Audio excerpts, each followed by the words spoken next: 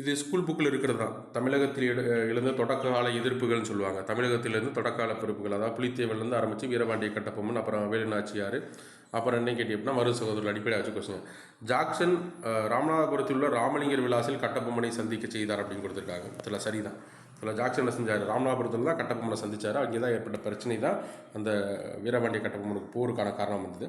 இதில் கட்டபொம்மனை ஆங்கிலேயர் தூக்கிலிட்டாங்க, கைத்தாரில் தூக்கிலிட்டாங்க. இதில் சரிதான். 1799 நினச்சாங்க கடைசியாக நடைபெற்ற போரில் தூக்கிலிட்டாங்க.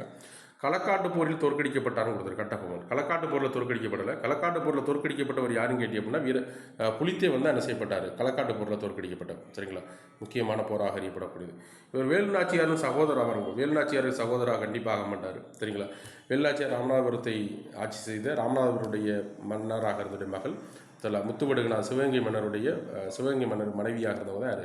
வேலுநாச்சியார். இதில் அப்போ ஃபோர்த் இருக்காது. ஃபோர்த் இருக்கான்னு தெரிஞ்சாலே ஓரளவுக்கு ஆன்சரை யூகிக்க முடியும். இதில் ஆன்சர் டி தான் அதுக்குரிய ஆன்சர்.